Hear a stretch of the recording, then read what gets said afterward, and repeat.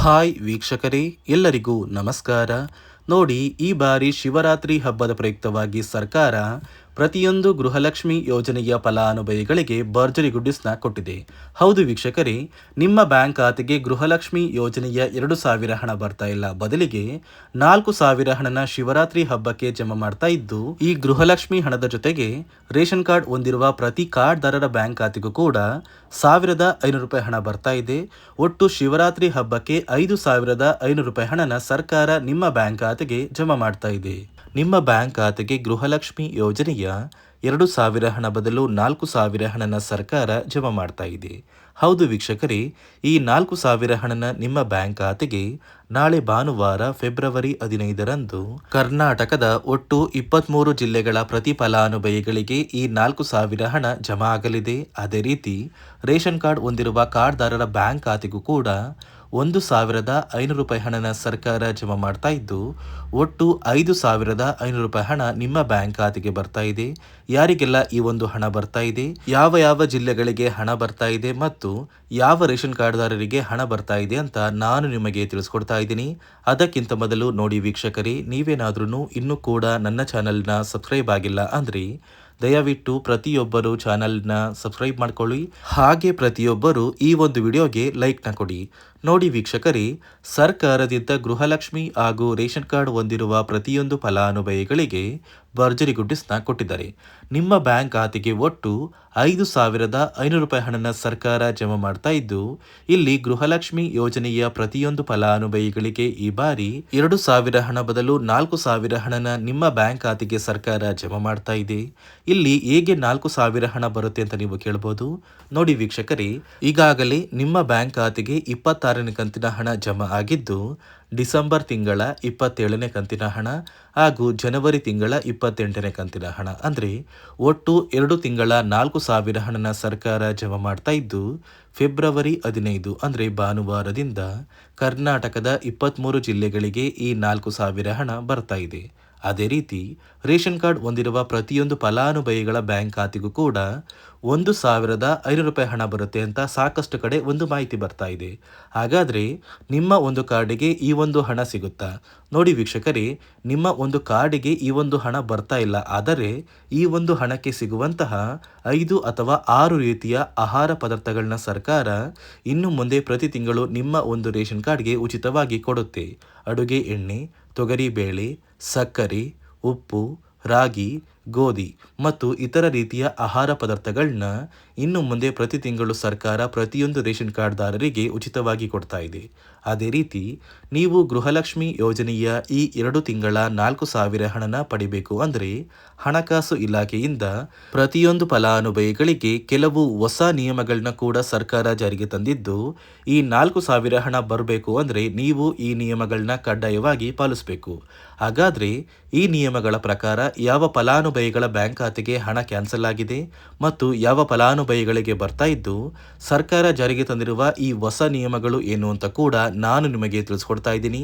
ಅದಕ್ಕಿಂತ ಮೊದಲು ನೋಡಿ ವೀಕ್ಷಕರೇ, ನಾಳೆ ಭಾನುವಾರ ಫೆಬ್ರವರಿ 15ರಂದು ಕರ್ನಾಟಕದ ಯಾವ ಒಟ್ಟು 23 ಜಿಲ್ಲೆಗಳಿಗೆ ಸರ್ಕಾರ ಈ 2 ತಿಂಗಳ ಗೃಹಲಕ್ಷ್ಮಿ ಯೋಜನೆಯ 4,000 ಹಣನ ಜಮಾ ಮಾಡ್ತಾ ಇದೆ ಅಂದರೆ ಮೊದಲಿಗೆ ಬಾಗಲಕೋಟೆ, ಬೆಂಗಳೂರು ನಗರ, ಬೆಂಗಳೂರು ಗ್ರಾಮಾಂತರ, ಬೆಳಗಾವಿ, ಬಳ್ಳಾರಿ, ಬೀದರ್, ವಿಜಯನಗರ, ಚಾಮರಾಜನಗರ, ಚಿಕ್ಕಬಳ್ಳಾಪುರ, ಚಿಕ್ಕಮಗಳೂರು, ಚಿತ್ರದುರ್ಗ, ದಕ್ಷಿಣ ಕನ್ನಡ, ದಾವಣಗೆರೆ, ಧಾರವಾಡ, ಗದಗ, ಕಲಬುರಗಿ, ಹಾಸನ, ಹಾವೇರಿ, ಕೊಡಗು, ಕೋಲಾರ, ಕೊಪ್ಪಳ, ಮಂಡ್ಯ, ಮೈಸೂರು, ರಾಯಚೂರು, ರಾಮನಗರ, ಶಿವಮೊಗ್ಗ, ತುಮಕೂರು, ಉಡುಪಿ, ಉತ್ತರ ಕನ್ನಡ ಮತ್ತು ಯಾದಗಿರಿ ಈ ಜಿಲ್ಲೆಗಳ ಪ್ರತಿಯೊಂದು ಫಲಾನುಭವಿಗಳ ಬ್ಯಾಂಕ್ ಖಾತೆಗೆ ಸರ್ಕಾರ ಈ ಗೃಹಲಕ್ಷ್ಮಿ ಯೋಜನೆಯ 2 ತಿಂಗಳ 4,000 ಹಣನ ಜಮಾ ಮಾಡ್ತಾ ಇದ್ದು, ಪ್ರತಿಯೊಂದು ಫಲಾನುಭವಿಗಳಿಗೆ ಡಿಸೆಂಬರ್ ತಿಂಗಳ 27ನೇ ಕಂತು, ಜನವರಿ ತಿಂಗಳ 28ನೇ ಕಂತು ಈ 2 ತಿಂಗಳ 4,000 ಹಣ ಬಂದೇ ಬರುತ್ತೆ. ಒಂದು ವೇಳೆ ನಿಮ್ಮ ಬ್ಯಾಂಕ್ ಖಾತೆಗೆ ಹಳೆಯ ಕಂತಿನ ಹಣ ಪೆಂಡಿಂಗ್ ಇದ್ರೆ ಈ 4,000 ಹಣ ಬರೋದಿಲ್ಲ. ಯಾಕಂದ್ರೆ ಪೆಂಡಿಂಗ್ ಇರುವ ಹಣ ನಿಮ್ಮ ಬ್ಯಾಂಕ್ ಖಾತೆಗೆ ಬಂದರೆ ಮಾತ್ರ ಈ 4,000 ಹಣ ಜಮಾ ಆಗೋದು ಅಂತ ಸರ್ಕಾರ ಮುಖ್ಯವಾದ ಮಾಹಿತಿನ ಕೊಟ್ಟಿದೆ. ನೋಡಿ ಸ್ನೇಹಿತರೆ, ಈ ಬಾರಿ ಸುಮಾರು 1 ಲಕ್ಷಕ್ಕಿಂತ ಅಧಿಕ ಫಲಾನುಭವಿಗಳ ಬ್ಯಾಂಕ್ ಖಾತೆಗೆ ಸರ್ಕಾರ ಗೃಹಲಕ್ಷ್ಮಿ ಯೋಜನೆಯ ಹಣನ ಜಮಾ ಮಾಡ್ತಾ ಇಲ್ಲ. ಕಾರಣ ಏನು ಅಂದರೆ ನಿಮ್ಮ ಬ್ಯಾಂಕ್ ಖಾತೆಗೆ ಡೆಬಿಟ್ ಮೂಲಕ ಹಣ ಜಮಾ ಮಾಡುವಂತಹ ಸಂದರ್ಭದಲ್ಲಿ ಸರ್ಕಾರ ಸಾಕಷ್ಟು ಫಲಾನುಭವಿಗಳ ಒಂದು ಬ್ಯಾಂಕ್ ಖಾತೆಗೆ ಹಣ ಜಮಾ ಮಾಡೋದನ್ನು ಕ್ಯಾನ್ಸಲ್ ಮಾಡಿದೆ. ಯಾಕಂದರೆ ಇತ್ತೀಚೆಗೆ ಹಣಕಾಸು ಇಲಾಖೆ ಜಾರಿಗೆ ತಂದಿರುವ 5 ನಿಯಮಗಳ ಆಧಾರದ ಮೇಲೆ ಪ್ರತಿಯೊಂದು ಫಲಾನುಭವಿಗಳಿಗೆ ಸರ್ಕಾರ ಈ ಒಂದು ಹಣನ ಜಮಾ ಮಾಡ್ತಾ ಇದ್ದು, ಯಾರೆಲ್ಲ ಫಲಾನುಭವಿಗಳು ಈ ನಿಯಮಗಳನ್ನ ಪಾಲಿಸಿಲ್ಲ ನಿಮ್ಮ ಬ್ಯಾಂಕ್ ಖಾತೆಗೂ ಕೂಡ ಹಣ ಜಮಾ ಆಗೋದಿಲ್ಲ. ಹಾಗಾದರೆ ಬನ್ನಿ ಸ್ನೇಹಿತರೆ, ಸರ್ಕಾರ ಜಾರಿಗೆ ತಂದಿರುವ ಆ 5 ಹೊಸ ನಿಯಮಗಳು ಏನು ಅಂತ ನಾನು ನಿಮಗೆ ತಿಳಿಸ್ಕೊಡ್ತಾ ಇದ್ದೀನಿ. ನೋಡಿ ಸ್ನೇಹಿತರೆ, ಮೊದಲನೆಯ ಒಂದು ನಿಯಮ ಬಂದು ಸಾಕಷ್ಟು ಫಲಾನುಭವಿಗಳು ಹೊಂದಿರುವಂತಹ ಒಂದು ರೇಷನ್ ಕಾರ್ಡ್ ಏನಿದೆ, ಆ ಒಂದು ರೇಷನ್ ಕಾರ್ಡ್ನ ಮನೆಯ ಸದಸ್ಯರ ಪ್ರತಿಯೊಬ್ಬರ ಒಂದು ಆಧಾರ್ ಕಾರ್ಡ್ನ ನಿಮ್ಮ ರೇಷನ್ ಕಾರ್ಡ್ಗೆ ಕಡ್ಡಾಯವಾಗಿ ಲಿಂಕ್ ಮಾಡಿಸ್ಬೇಕು. ಅಂದರೆ ಈ ಒಂದು ಲಿಂಕ್ ಮಾಡಿಸುವಂತಹ ಒಂದು ಪ್ರೊಸೀಜರ್ಗೆ ಸರ್ಕಾರ KYC ಅಂತ ಕರೀತಾರೆ. ನಿಮ್ಮ ರೇಷನ್ ಕಾರ್ಡ್ಗೆ ಇನ್ನೂ ಸಹ KYC ಆಗಿಲ್ಲ ಅಂದರೆ ನಿಮ್ಮ ಬ್ಯಾಂಕ್ ಖಾತೆಗೆ ಸರ್ಕಾರ ಮುಂದಿನ ದಿನಗಳಲ್ಲಿ ಗೃಹಲಕ್ಷ್ಮಿ ಯೋಜನೆಯ ಹಣನ ಕ್ಯಾನ್ಸಲ್ ಮಾಡುತ್ತೆ.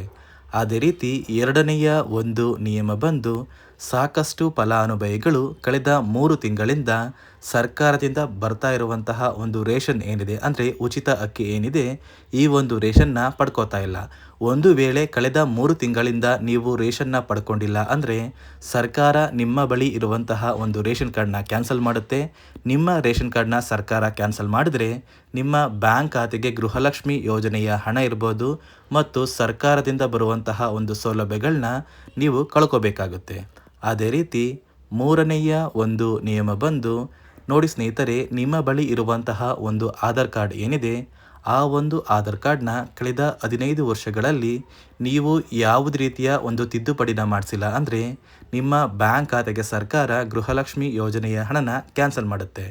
ಯಾಕಂದರೆ ಸರ್ಕಾರದಿಂದ ಬಂದಿರುವಂತಹ ಒಂದು ಆದೇಶದ ಪ್ರಕಾರ ಪ್ರತಿಯೊಂದು ಫಲಾನುಭವಿಗಳು ಕಳೆದ 15 ವರ್ಷಗಳಲ್ಲಿ ಯಾವುದೇ ರೀತಿಯ ಒಂದು ತಿದ್ದುಪಡಿನ ನಿಮ್ಮ ಆಧಾರ್ ಕಾರ್ಡ್ಗೆ ನೀವು ಮಾಡಿಸಿಲ್ಲ ಅಂದರೆ ಕಡ್ಡಾಯವಾಗಿ ಆದಷ್ಟು ಬೇಗ ನಿಮ್ಮ ಆಧಾರ್ ಕಾರ್ಡ್ಗೆ ತಿದ್ದುಪಡಿನ ಮಾಡಿಸಿ. ಅದೇ ರೀತಿ ನಾಲ್ಕನೆಯ ಒಂದು ನಿಯಮ ಬಂದು ನಿಮ್ಮ ಕುಟುಂಬದ ಒಂದು ವಾರ್ಷಿಕ ಆದಾಯ 7 ಲಕ್ಷಕ್ಕಿಂತ ಕಡಿಮೆ ಇರಬೇಕು. ಒಂದು ವೇಳೆ ನಿಮ್ಮ ಕುಟುಂಬದ ವಾರ್ಷಿಕ ಆದಾಯ 7 ಲಕ್ಷಕ್ಕಿಂತ ಜಾಸ್ತಿ ಇದ್ದರೆ ನಿಮ್ಮ ಬ್ಯಾಂಕ್ ಖಾತೆಗೆ ಸರ್ಕಾರ ಗೃಹಲಕ್ಷ್ಮಿ ಯೋಜನೆಯ ಹಣನ ಕ್ಯಾನ್ಸಲ್ ಮಾಡುತ್ತೆ. ಅದೇ ರೀತಿ ಐದನೆಯ ಒಂದು ನಿಯಮ ಬಂದು ನಿಮ್ಮ ಕುಟುಂಬದ ಸದಸ್ಯರು ಅಥವಾ ಗೃಹಲಕ್ಷ್ಮಿ ಯೋಜನೆಯ ಫಲಾನುಭವಿಗಳು ಯಾರು ಕೂಡ ಸರ್ಕಾರಿ ನೌಕರರಾಗಿ ಕಾರ್ಯನಿರ್ವಹಿಸ್ತಾ ಇರಬಾರ್ದು. ಒಂದು ವೇಳೆ ನಿಮ್ಮ ಕುಟುಂಬದಲ್ಲಿ ಯಾರೇ ಆಗಿದ್ರೂ ಸರ್ಕಾರಿ ನೌಕರರಾಗಿ ಕಾರ್ಯನಿರ್ವಹಿಸ್ತಾ ಇದ್ದರೆ ನಿಮ್ಮ ಬ್ಯಾಂಕ್ ಖಾತೆಗೆ ಗೃಹಲಕ್ಷ್ಮಿ ಯೋಜನೆಯ ಹಣ ಕ್ಯಾನ್ಸಲ್ ಆಗುತ್ತೆ. ಈ 5 ನಿಯಮಗಳ ಆಧಾರದ ಮೇಲೆ ಪ್ರತಿಯೊಂದು ಫಲಾನುಭವಿಗಳಿಗೆ ಸರ್ಕಾರ ಹಣ ಜಮಾ ಮಾಡ್ತಾ ಇದೆ.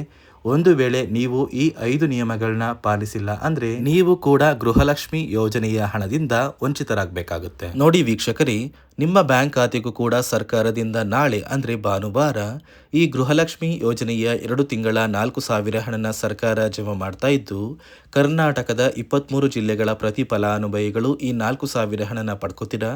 ಅದೇ ರೀತಿ ಪ್ರತಿ ರೇಷನ್ ಕಾರ್ಡ್ಗೆ ಇದೇ ಫೆಬ್ರವರಿ 15ರ ನಂತರ 5 ಅಥವಾ 6 ರೀತಿಯ ಆಹಾರ ಪದಾರ್ಥಗಳನ್ನ ಸರ್ಕಾರ ಉಚಿತವಾಗಿ ಕೊಡುತ್ತೆ ಅಂತ ಹೇಳ್ತಾ, ಇದಿಷ್ಟು ಸರ್ಕಾರದಿಂದ ಬಂದಿರುವಂತಹ ಒಂದು ಮಾಹಿತಿಯಾಗಿದೆ. ನಾನು ಕೊಟ್ಟಿರುವಂತಹ ಮಾಹಿತಿ ನಿಮಗೆ ಇಷ್ಟ ಆಗಿದ್ದಲ್ಲಿ ದಯವಿಟ್ಟು ಪ್ರತಿಯೊಬ್ಬರು ನನ್ನ ಚಾನಲ್ನ ಸಬ್ಸ್ಕ್ರೈಬ್ ಮಾಡ್ಕೊಳ್ಳಿ, ಹಾಗೆ ವಿಡಿಯೋಗೆ ಒಂದು ಲೈಕ್ನ ಕೊಡಿ.